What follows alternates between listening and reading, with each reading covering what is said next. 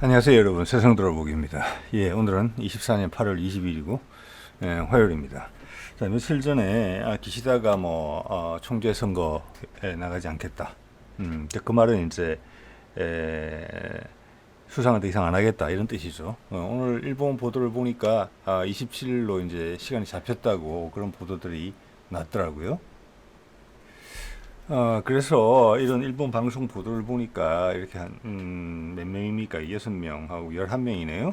11명쯤 되는 후보군들의 모습이 보이더라고요. 대부분은 우리가 쭉 봐왔던 사람들이에요. 그래서 인터넷을 통해서 이 사람들이 성향이나 어떤 입장인지, 자민당이 어떤 상황에 처해 있는지를 쭉 좀 읽어봤습니다. 그때 이제 그걸 읽어보면서 드는 생각을 여러분하고 좀 공유를 드려볼까 해요. 우리하고 어떻게 다른지. 그래서 일본에 대해서 좀 더 알게 된다 이런 부분도 있고, 거꾸로 일본 것을 보면서 우리의 정치가 지금 세계에서 어느 수준의 정도 있는지, 우리의 정치적 수준은, 그리고 민도는 저는 상당히 높은 쪽에 든다고 봅니다. 왜냐하면은 제가 이 채널을 운영하면서 세상 여러 가지를 돌아보는데, 모든 이슈는 솔직히 아니지만 상당히 중요한 이슈에 대해서 그게 공유가 되고 집중력을 가지고 우리는 정치를 하고 있거든요. 근데 일본을 비롯해서 수많은 지금 세상을 주도하고 있다고 말하는 소위 미국과 G7은 국민의 관심을 흐트리기에 바빠요. 네. 국민하고 정치가 괴리되어 있어요. 그 말은 뭐냐면은 일본도 마찬가지고, 물론 일본도 G7의 한 국가입니다만은 한 10여 년 전만 하더라도 1, 2위 국가로 자리매김되던 나라들이잖아요. 미국, 일본, 그다음 프랑스, 영국, 독일. 근데 지금은 전혀 아니에요. 그 말은 뭐냐면은 이런 정치 집단들이 국민들을 정치를 하고 있는 게 아니고, 여기서 프레이밍이라는 게 진짜 중요한 부분이에요. 정치가 아니고 지배를 하고 있어요. 지배를. 우리는 그렇지 않아요. 국민이 살아있거든요. 자, 그런 느낌을 좀 전해드리려고 해요. 그리고 전반적으로 여기 젊은 친구도 있는데, 전반적으로 이 사람이 옛날에 고이즈미 아들이라고 해요. 43살 이 사람은. 근데 엄청나게 다성이에요. 젊은 나이에도. 그리고 일본은 약간 지배층과 밑에 피지배층이 구분이 되어 있는 것처럼 느낄 때가 많거든요. 그들의 태도도 그렇고, 정부에 대한 태도. 우리가 바꿀 수 있다. 탄핵시킬 수 있다. 법에는 있겠죠. 그렇지만은 그런 의사와 현실 가능성은 아주 낮다. 그리고 이런 정치 지배자들의 지위가 많이 세습되는 느낌이 있다. 특수한 계층에서 올라온다는 느낌이 있다. 우리처럼 계층에서 용이 못 나고 있다. 우리도 가끔 그런 말 하죠. 이제는 계층에서 용이 나는 시대가 아니야. 그 말이 뭡니까? 현실에 대해서, 바뀐 현실에 대해서 우리가 자괴감을 느끼는 부분도 있지만, 거꾸로는 그게 원칙에 맞다, 이런 말을 주장하고 있는 거잖아요. 자, 그런 류의 생각을 생각이 들었기 때문에 말씀을 좀 드려보려고 해요. 자, 이 보면은 이거부터 제가 한번 시작해 볼게요. 일본이라는 나라가 보면은 자신의 국기를 지금 이 일장기 예쁘잖아요. 그런데 여기부터 보면은 일본이라는 나라가 밖에서 유입된 지배층, 그리고 피지배층, 거기에 대한 간극이 상당히 고정된 채로 오래 지속된 나라다. 이런 걸 제가 받게 되거든요. 그래서 피지배층은 뭐냐면 일본의 그 장인 정신으로 대표되는 거라고 저는 보는데, 고급 문명이 가져온 것을 그냥 받아들이고 무조건 옳다라고 생각하는 경우가 상당히 많이 있어요. 거기에 반해서 우리 같은 경우는 많은 사람들은 그게 왕조 체계 내지는 해방된 이후로는 대통령들의 우수한 지도자들이 나와서 끌고 간다, 이런 부분을 주로 생각하지만, 사실 우리는 민도가 엄청나게 높아요. 우리가 정치인들을 선택해요. 마음에 안 들면 바꿔요. 이런 부분이 분명히 있거든요. 엄청나게 치열해질 수도 있지만 참을 때는 참아요. 열심히 일할 때는 열심히 일해요. 아무것도 모르는 것처럼. 근데 한번 불을 붙이면은 다 알고 있다는 듯이, 그냥 봐줬다는 듯이 확 뒤집고 일어나거든요. 그런 역동성이 없다. 그래서 우리의 문화도 고조선 문화 그 이전에 가까운, 제가 문화의 힘에서 다룹니다만은, 고급 문화가 들어와서 현지에 있는 피지배 문화랑 섞인 게 아니라 당군과 공을 충성하는 부족이 상하로 이렇게 묶인 게 아니라 엄청난 부대낌이 있었다. 그러면서 상승 효과를 발휘했다. 저는 볼 때마다 그런 생각이 들거든요. 일본 한번 볼게요.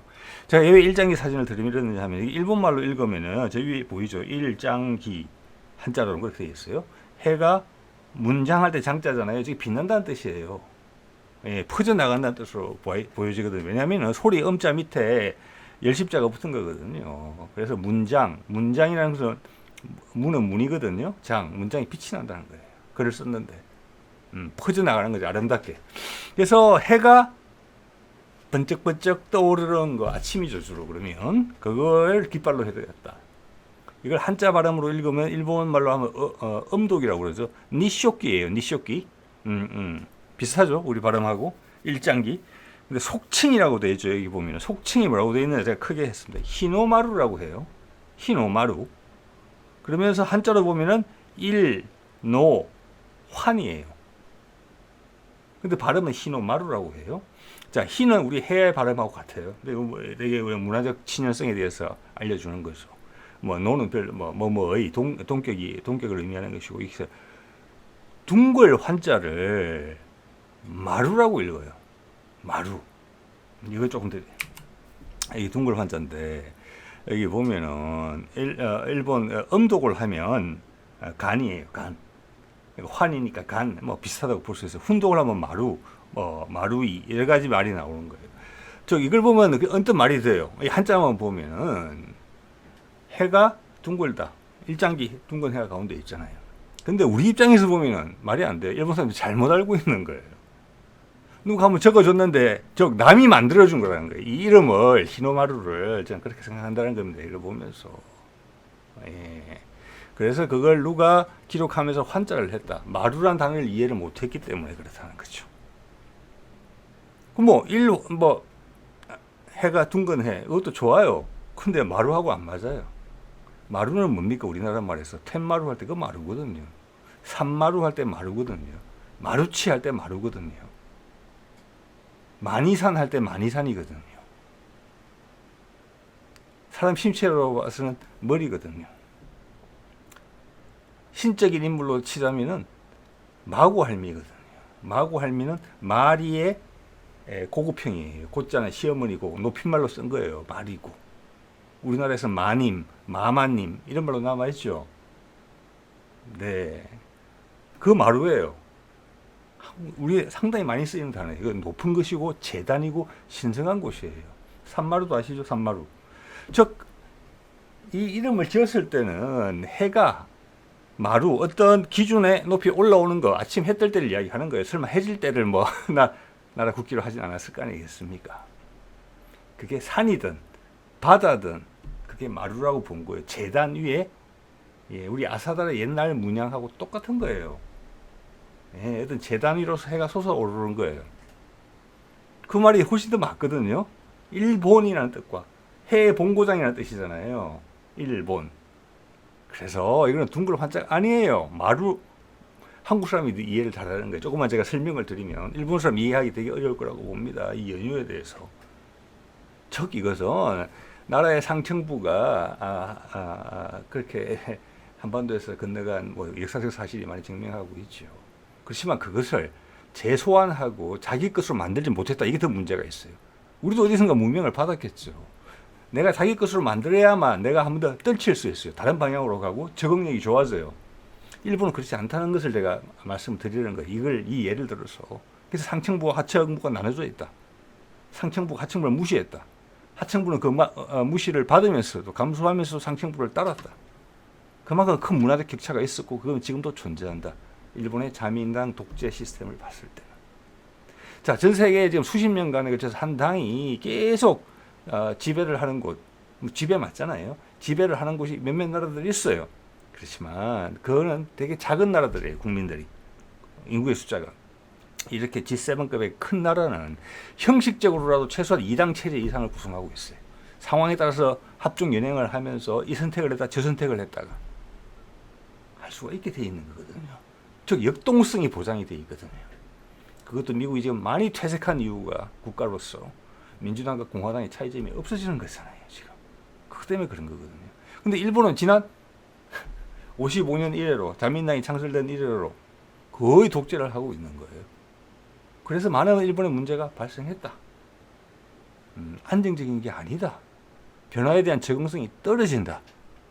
그 근본은 이 일장기의 이름 해석하는 데 있어서부터 드러난다. 즉 앞으로도 이 방향으로 계속 갈 거다. 즉 후보군 중에 누가 총리가 되더라도 이런 생각을 하게 된다는 것입니다. 예. 자, 나온 김에 조금 더 말씀을 드려보면은 이거 정제가 종종 문화의 힘에서 드리는 말씀인데 일본, 니폰이고 해에 뜨는 곳, 해의 본질이 있는 곳이니까 해가 뜨는 곳이죠. 우리 조선이라는 이름을 보면은 제가 조선이라고 읽어서는 안 된다라고 말씀드린 바가 있습니다. 아사다. 이건 향찰식으로 읽어야 된다. 조자는 뭐냐? 아침이다 뜻이고 뒤에 선자는 뒷발음이 시읒이라는 뜻이에요. 그래서 아사다. 해 뜨는 곳이다. 아사는 알과 같은 말로서 태양을 뜻하거든요. 그것은 중앙아시아에서부터 쭉 전해져 온 말이에요. 우리 조상들이 갖고 온 말이에요. 거기다가 달은 땅이에요. 달, 해와 달 할 때 그 달입니다. 달은 땅이거든요. 음이고. 자, 그래서 일본에 가서 일본이라는 국명을 지었을 때 한반도에서 어떻게 하다 밀려서 간 세력이 거기 가서 계속 두목 노릇을 계속 했단 말이에요. 일본 열도에 가서. 엄청나게 경쟁의식을 느끼고 있었다는 걸 알 수가 있어요. 국명을 정할 때 보면. 우리 조선의 이름이 아사인데, 해 뜨는 곳인데, 자기들도 해 뜨는 곳이라는 거잖아요. 우리가 본진이라는 거예요. 경쟁의식을 느끼고 있는 거죠. 근데 그 고대로부터 쭉 이어진 문화의 흐름을 봤을 때, 일본은 근대사를 빼고는 우리를 문화적으로, 국력으로 뛰어넘지는 못했단 말이에요. 자존심은 있었다는 거예요. 즉, 그 지도부가 한국에서 옮겨간, 내가 언젠가는 내 고토를 회복하고 말겠다. 내가 지금 여기 섬으로 쫓겨와 있지만 이런 마음을 갖고 살았다는 겁니다. 그런 게 나타나는 단어가 하나 더 있어요. 구마모토, 여러분 가보신 분 계실 겁니다. 규슈에 있죠. 구마모토. 구마모토라고 읽고 이름을 한자로 보면 웅본이라고 적었어요. 예, 즉 본을 음독으로 하면 혼이고 훈독으로 하면 모토예요. 곰의 본진이라는 거예요. 왜 곰의 본진이라고 그랬지? 자, 이거는 뒤에 왜냐 한반도에서 당군과 웅족이 나오잖아요. 곰을 숭송하는 부속에. 특히 북부 지방에 우리나라에 지금 쇠금자도 곰에서 나온 거지 않습니까? 개마고원, 고마고원이에요.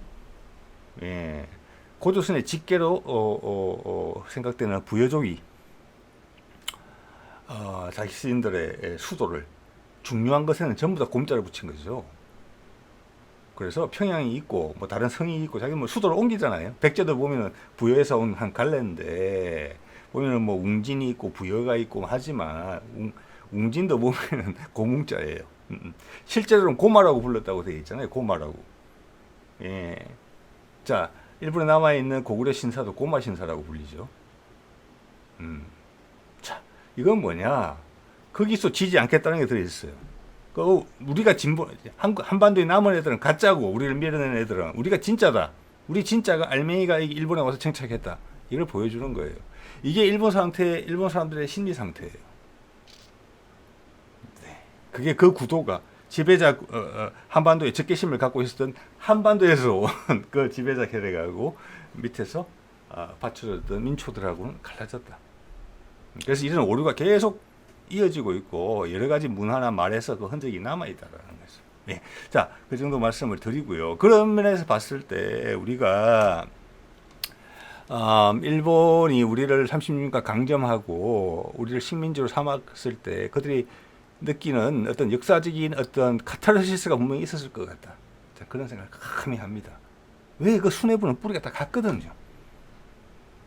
일본에 그들이 개인적으로 인식하고 있든 못하든지 간에 엄청난 카타르시스를 느끼고 본진을 회복했다. 정말 이걸 한나라로 삼고 싶어 했을 것 같아. 조선 땅을. 네. 예. 자, 그런 부분에 있어서 이런 수모를 겪은 조선은 분명히 비판받아야 된다고 저는 생각을 합니다. 자, 이 정도 말씀드리고요. 자, 자민당 성주의 선거 불출마 나왔고 집권 제1당인 자민당의 집권 제1당 이런 말 좀 잘못됐다고 봅니다. 왜? 항상 이 당이 집권을 하니까 이렇지 않은 사례가 거의 없을 거예요. 한두 번 있었나? 있었어도 그 정권은 뭐 그때 힘을 못 썼던 것 같아요. 고착화된 거예요. 자기 내부의 계파로서 다 하는 거예요. 그렇다고 그 계파가 분리돼서 뭐 정쟁이 생겨서 다른 당으로 탈바꿈하거나 이런 아까 저 후보들 보셨죠? 늘 회전문 우리 말 회전문 인사를 하고 있기 때문에 고착화됐어요. 자민당이 분화돼 가지고 새로운 당으로 나가서 정쟁이 발생하고 나라의 역동성을 부여할 수 있는 것. 즉 국민들로부터 선택을 받기 위해서 우리가 처한 사안에 대해서 냉정하게 바라보고 거기에 대해서 합리적인 대안을 제시할 수 있는 그런 분위기가 형성이 안 돼요. 네. 그래서 지금 잃어버린 30년이 된 거잖아요. 그러면서 그 분풀이를 한반도에 하는 경향이 있거든요. 이 사람들이. 그래서 옛날 김대중이 얘기한 것처럼 일본은 반드시 우경화된다, 극우화된다라고 이야기했어요.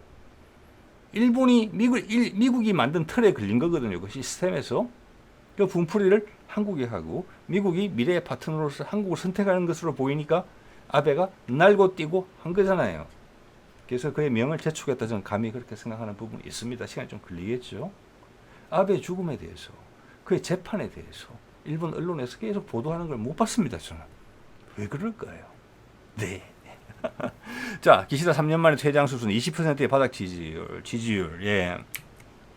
모닝 컨설트 이거 8월 6일자 데이터입니다. 여기 보세요. 기시다가 꼴찌가 한 지 오래됐거든요. 15%였어요. 바로 그 위가 윤석열이에요. 22개국 중에서 그랬습니다. 이게 뭐 국내 지지율 조사랑 다르다?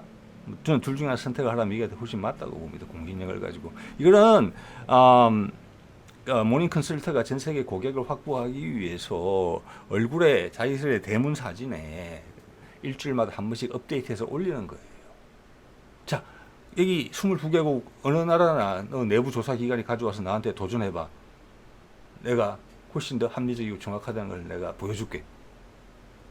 도전해봐. 그냥 틀리다 말만 하지 말고. 이런 자세를 취하고 있는 데이터거든요. 근데 최소한 상대적 순위는 무조건 중요하죠. 예. 자, 그래서 우리나라의 여론조사는 거품이 좀 있다고 제가 본다는 말씀 드렸던 거고, 윤석열 17%고, 실타 77%인데 이건 압도적으로 1등입니다. 자, 여기가 이제 9월 며칠부터 9월 이제 들어가면은 새로운 총재 선거를 위한 과정을 밟게 되는데 일본이 그렇게 되면은 윤석열이 꼴찌로 주저앉을 가능성이 커요. 누구 하나 밑으로 내려오지 않으면.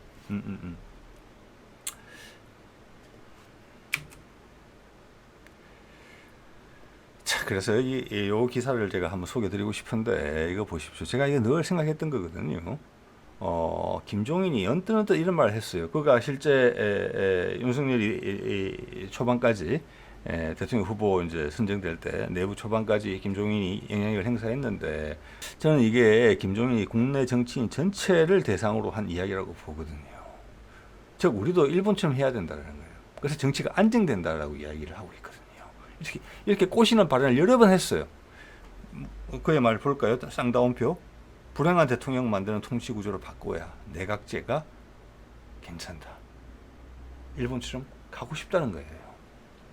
그래서 여야 대치 없이 우리끼리 귀족 정치를 하자. 타선한다면은 선수가 많이 쌓이면은 대접을 받을 수 있지만 계속 열심히 하지 않으면은 젊은 친구들이 와서 밀어내려고 한다. 그리고 살아남기 위해서 열심히 상대방과 싸우는 척이라도 해야 된다. 자, 그런 상황은 일본식 체계가 상당히 안정되고 괜찮다. 그 이야기 하는 거거든요. 자민당처럼 하고 싶다는 거예요. 그런 거를 계속 지난 수십 년간 누군가 계속 그런 이야기를 해왔잖아요. 근데 우리 국민은 그걸 원치 않았어요. 우리는 역동성이 좋다. 찢고 볶더라도. 그러면서 보여준 게 뭡니까? 대통령도 직접 탄핵해서 끌어내렸거든요. 2번, 3번 있었죠. 옛날 노무현도 잠시 직무 정지당한 적이 있었어요. 박근혜 탄핵됐죠. 지금 탄핵 이야기도 나오죠. 그게 잘못된 겁니까, 여러분? 정치를 그렇게 하면 안 되는 거잖아요. 정치인이지 지배자가 아니잖아요. 5년짜리 월급쟁이잖아요. 중요한 월급쟁이지만 우리 사람들의 마음속은 그게 있는 거예요. 그래서 이런 김종인 류의 청에 있는 사람들은 우리 국민들이 평등의식이 너무 과하다. 이렇게 생각하는 거예요. 제가 보기엔 그게 우리의 힘인데 지금 세상의 변화를 보는 데 있어서. 그래서 계속 감시하고 지켜보는 거예요. 모두 국민이 똑같지 않겠지만 그런 비율이 상당히 높아요. 미국 사람들이 총기를 가진 이유가, 포기하지 못하는 이유가 그들의 헌법에 있는 거, 미국의 탄생과도 상관이 있죠. 정부가 나한테 부정적인 부정을 하게 되면 내가 총을 들고 난 나를 지키기 위해서 정부와 국가와 싸울 수 있다는 권리가 보장이 되어 있기 때문에 그런 거잖아요. 매년 수천 명이 총 맞아 죽으면서 우리도 그런 거 똑같은 우리 마음속에 가지고 있는 거예요. 그래서 우리나라가 이렇게 계속 올라서고 뭐 여러 가지 좋은 점을 보일 때 그거는 전부 다 정치가나 국가 지도자의 역할이 아니에요. 국민의 역할이 훨씬 더 커요.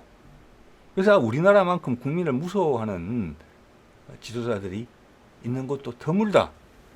이렇게 말씀드리고 싶은 거예요.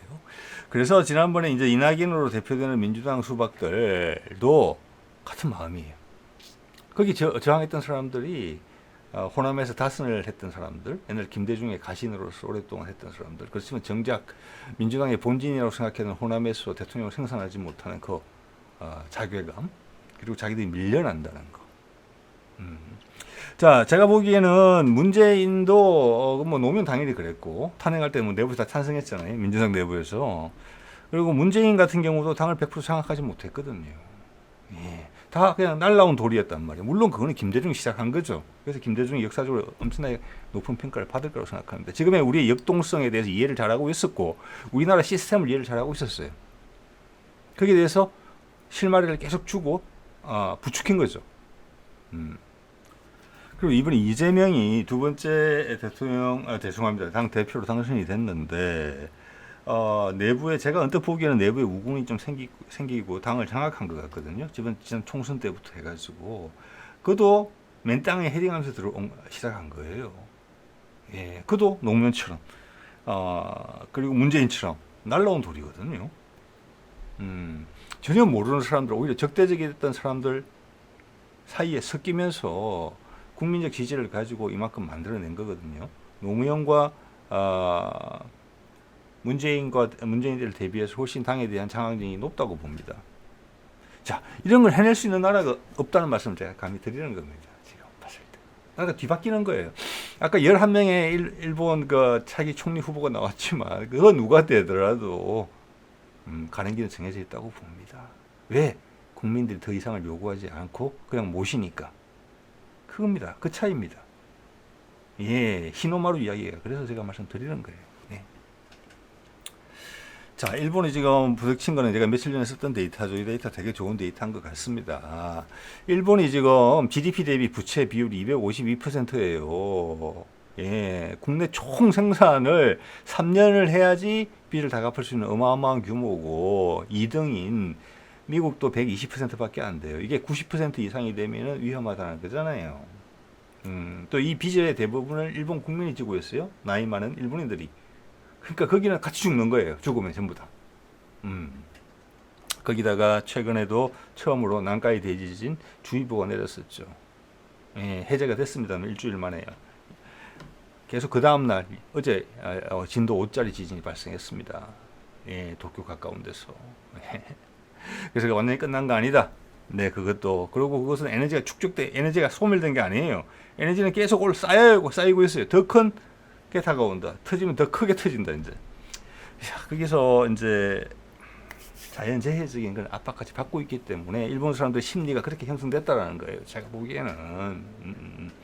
그래서 잃어버린 30년이 된 건데 빚이 늘어나기 시작했던 게 97, 98 요때인데 사실 1985년도에 그 플라자 합의를 하면서 엔화 절상을 통해서 모든 게 시작된 거거든요.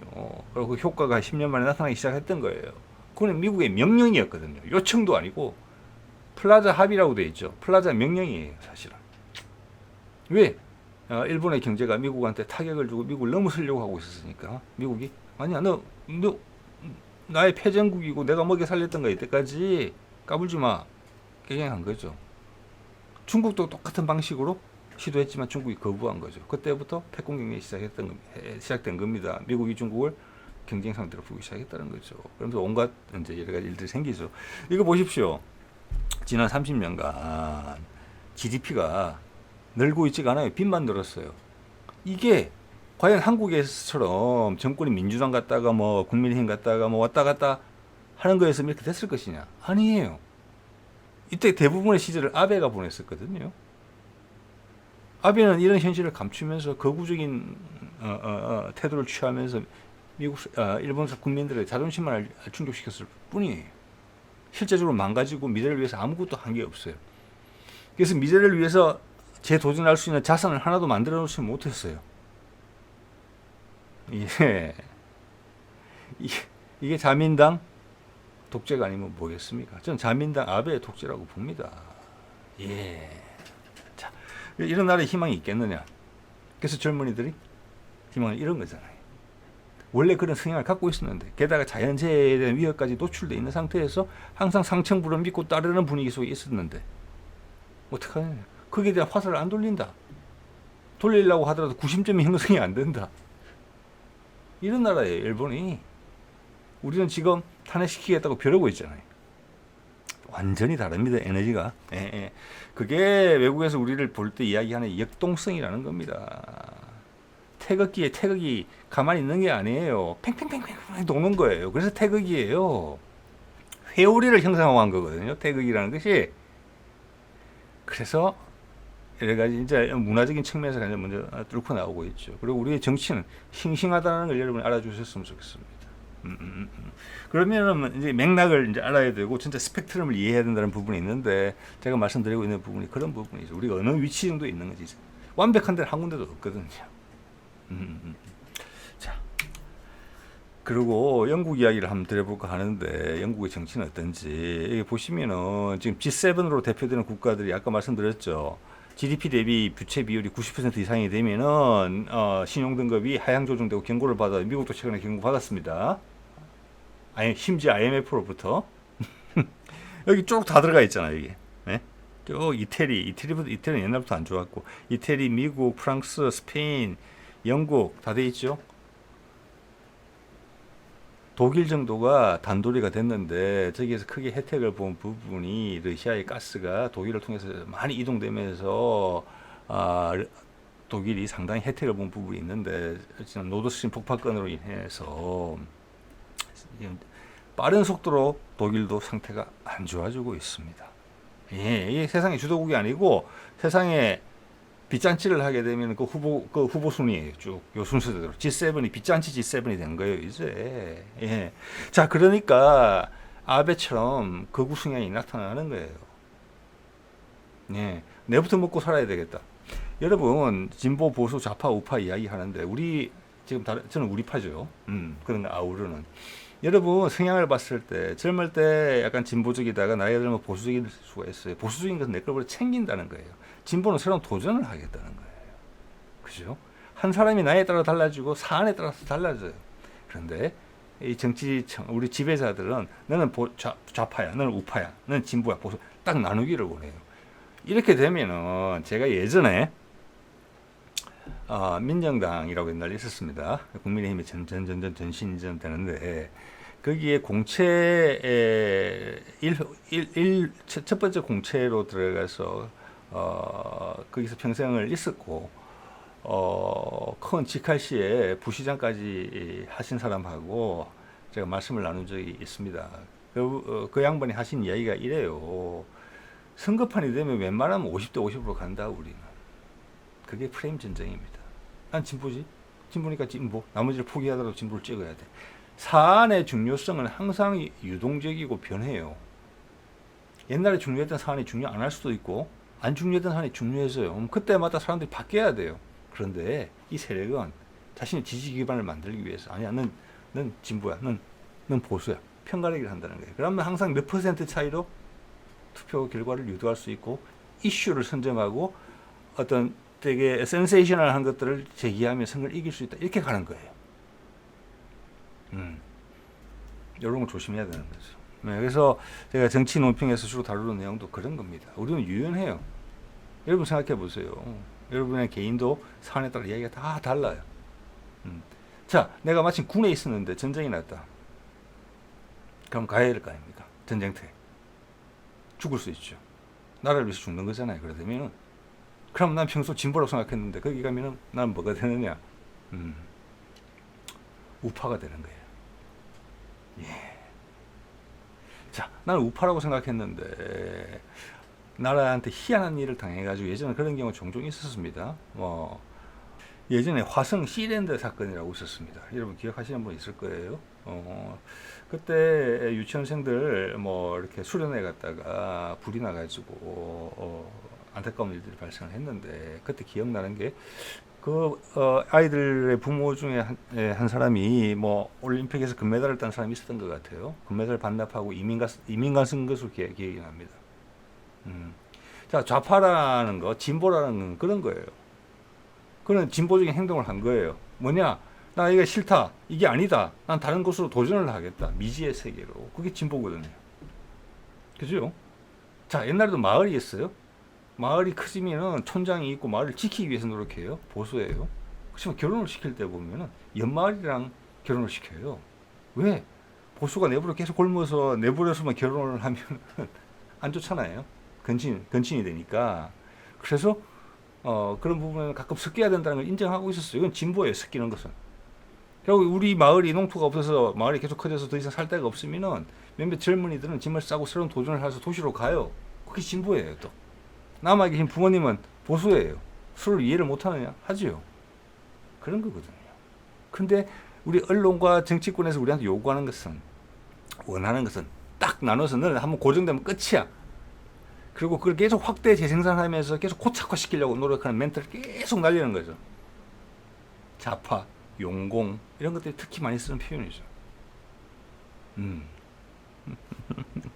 그리고 또 반대쪽에서는 꼰대 이런 말 많이 쓰죠. 자, 지금 영국의 이민 문제 때문에 소요 사태가 진행되고 있다는 거 여러분 보셨을 거예요. 그런데 이게 보면 제가 오늘 쭉 이야기를 보니까 이런 말들이 있어요. 지금 이걸 거구라고 밀어붙이고 있거든요. 이민자들이 싫다라고 하는 부분에 대해서. 그래서 근본 원인을 보자. 이런 것을 논하는 그런 영상이었고, 막 조회수가 제법 되더라고요. 저는 그걸 보면서 좀 안타깝다는 생각이 들었습니다. 예. 이 근본 문제에 대해서 누구도 이야기하지 않아요. 자, 아까도 보셨지만 영국의 살림살이가 팍팍해졌거든요. 그렇게 되면은 우경화가 되는 겁니다. 나를 지키는 게 우선이에요. 더 이상 사람들 받아들이면 안 돼요. 그럼 정책적으로 조정을 해줘야 돼요. 맞죠? 옛날에 우리가 넉넉할 때는 이민을 막 받아들이면 돼요. 민주주의 가치를 내세우면서 노동력도 필요하니까. 근데 상태가 안 좋으면 줄여야 돼요. 그게 우파입니까? 좌파입니까? 진보입니까? 보수입니까? 아니에요. 그냥 적응하면서 상황에 대응하는 거거든요. 근데 그건 거부라고 밀어붙이고 있죠. 그래서 화가 난 거예요. 민주주의의 본산이라고 생각하기 때문에 자기들이. 그래서 좀 커지고 있어요. 근데 누구도 본질을 이야기하잖아요. 이 본질은 뭐냐 하면은 이 대부분의 이민자들이 아프리카나 중동에서 오거든요. 거기서 왜 거기서 옵니까? 여기는 미국과 영국은 동등이죠. 그런 해외 정책에 있어서 거기를 수석거려 나가지고 예를 들어서 리비아의 가다피 망가뜨렸잖아요. 북아프리카에 있는 국가들 그리고 중동에 있는 국가들 거기들이 오는 거예요. 즉 정치적 유민이에요. 그리고 영국은 그 중에 가해자예요.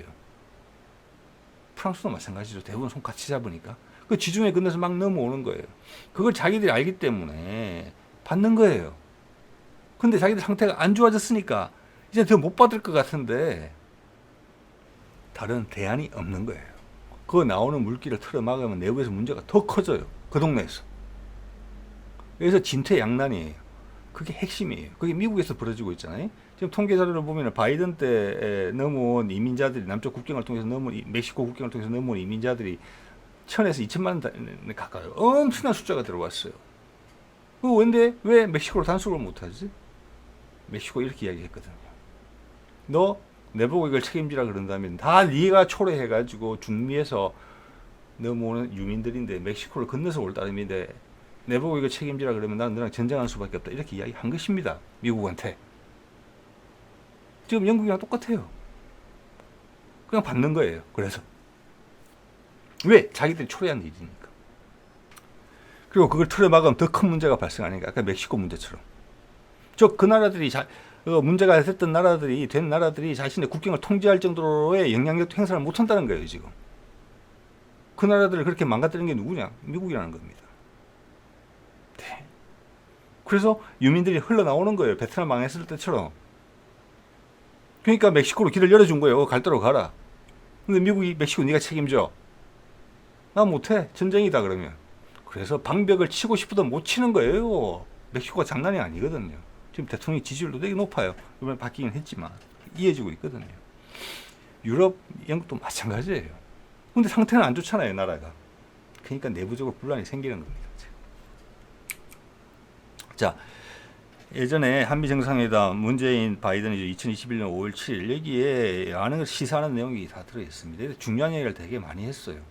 많은 것이 실행에 옮겨졌어요. 그렇지만 미국이 부응을 못한 부분도 많아요. 여기 잠깐 제가 소개를 드릴게요. 여기 보면은 이제는 그때도 말씀을 드렸는데 아마 피부로 와 닿지는 않으셨을 거예요. 그리고 그때보다 지금 이제 구독자 숫자가 많이 늘었기 때문에 처음이신 분들이 대부분일 거라고 봅니다. 한미 관계의 중요성을 한반도를 훨씬 넘어서는 것으로서 우리의 공동 가치에 기초하고 있고 인도 태평양 지역에 대한 우리 각자의 접근법에 기반을 두고 있다. 미국만 인도 태평양 전략이 있는 게 아니고 우리도 전략이 있다는 겁니다. 21년 당시에 우리는 한국의 신남방 정책과 미국의 자유롭고 개방적인 인도 태평양 구상을 연계하기 위해 협력하고 엄청 이제 여러분 이해하시는 분 계실 겁니다. 즉 인도 태평양 전략의 한 축을 한국이 담당한다는 거예요. 미국이 지든 짐을 한국을 믿고 한국이 해라 이렇게 한다는 게 들어있잖아요. 네. 한국과 미국은 아세안 중심성과 아세안 주도지역 구조에 대한 지지를 재확인하였다. 우리랑 협의해서 아시아 지역의 외교 파워 구도를 만들겠다는 거잖아요. 우리의 법 집행, 사이버 안보, 공중 보건, 녹색 회복 정진과 관련된 영내 공조를 확대하기로 하였다. 네.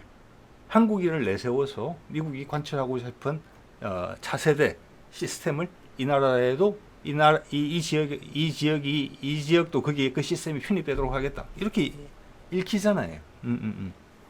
그리고 나서 이제 미사일 지침 같은 게 해제되고 우리가 운전 추진 잠수함 만든다는 거, 그리고 우리가 대양 해군 하면서 항공모함 만든다. 네?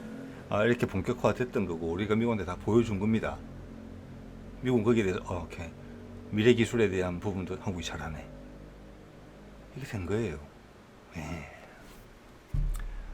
자, 여기서는 그 이민 문제에 대해서 한번 볼게요. 지금 유럽도 이민 문제고 최근에 프랑스에 있었던 혼란, 마크롱이 몰락했던 그 혼란도 같은 거예요. 그럼 지금 거구라고 밀어붙인단 말이에요. 그러니까 나를 거구라고 부르지 말라는 거예요. 영국 같은 경우는 지금. 네. 자, 이민 문제에 대한 내용이 있어요. 그 공동성명서 중에 이 보세요.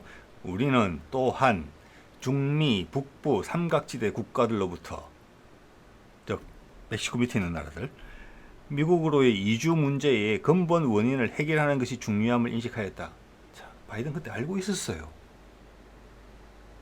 해결이 안 됐기 때문에 이때는 바이든 취임하자마자거든요. 지금 1,800만인가 1,600만인가 넘어온 거고 지금 트럼프한테 공격을 받는 부분도 이 부분이잖아요. 할 말이 없는 거예요. 소속들이 미국 사람들 이해를 못 시키는 거예요. 그게 프랑스에서 발생했고 영국에서 발생 중이죠. 자, 그리고 네타냐후의 가자 전쟁 시나리오를 보면은 팔레스타인들의 대부분을 시나이 반도를 이주시킨다. 이집트한테 앵기는 거예요. 그 몇백만이 살잖아요. 그리고 캐나다로 보내고 그리스로 보내고 지중해를 건너서 보낸다.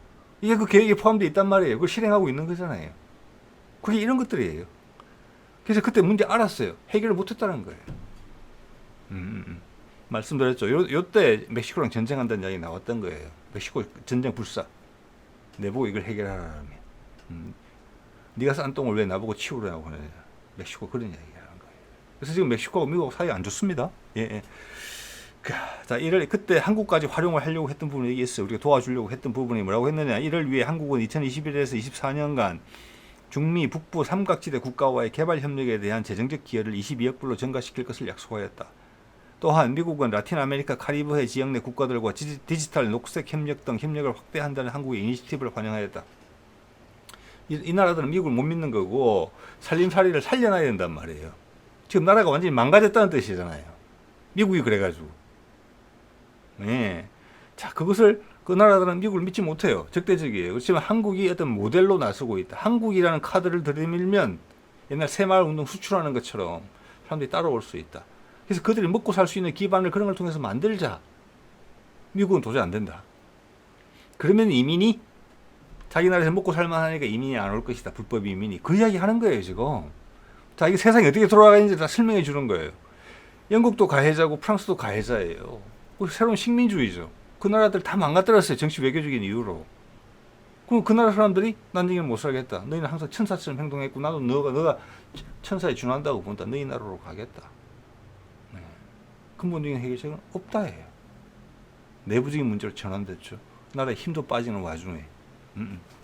자, 그래서 그런 세력들을 지금 영국에서는 거구라고 하는데 거기에서 발끈하고 나오면서 지금 신임 총리가 흔들리고 있거든요.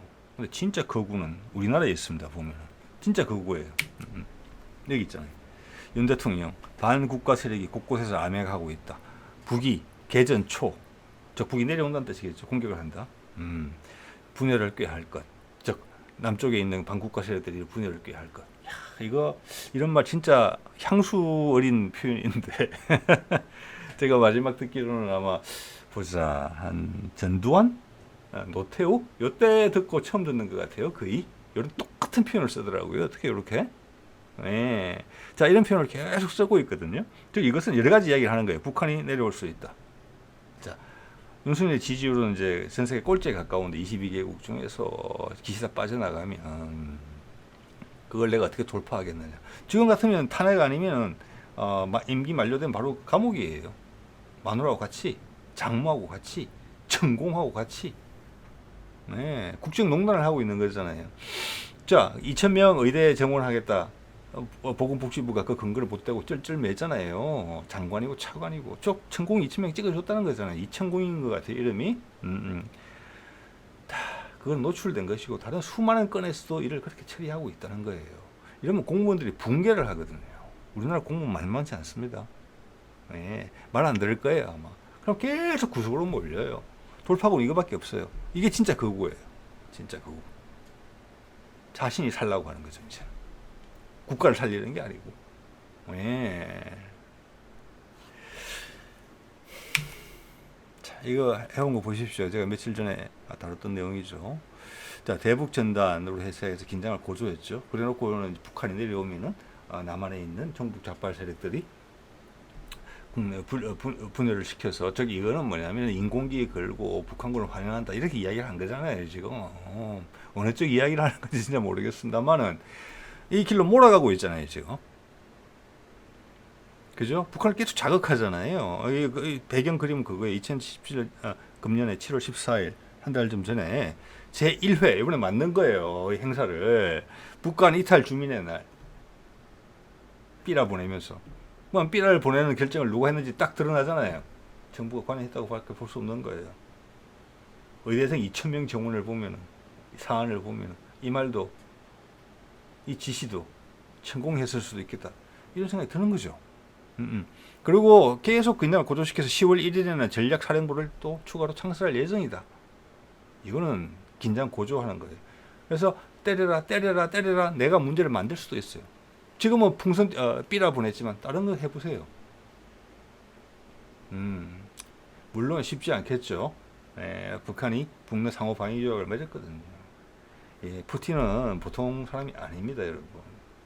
네. 쉽게 행동하지 않을 거예요. 더 몸이 달았어요. 근데 그 방향으로 계속 가요. 우리 쪽에서 무리수를 뚫을 수가 있어요.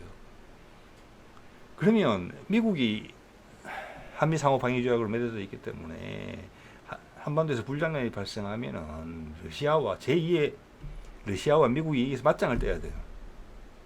그거 극복하지 못합니다. 윤석열이 천공의 지시를 가지고 저는 군도 안 따른다고 봅니다. 윤석열을. 예. 그래서 전 세계적으로 거구 노름이 지금 시작이 되고 있고 우리나라에서 똑같은 거구 노름을 하고 있는데 방향은 다릅니다.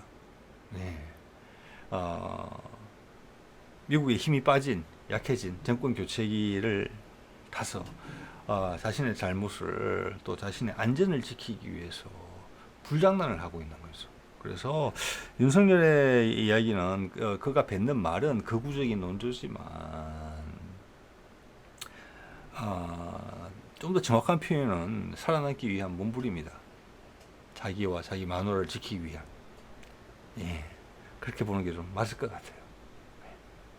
자, 그래서 이 긴장몰이를 지금 멈출래야 멈출 수 없는 상황이에요. 윤석열 입장에서는 계속 더 강하게 갈 수밖에 없어요. 자, 한번 폭발은 된다. 저는 그렇게 예상을 합니다. 자, 오늘 이 정도 말씀드리겠습니다. 네.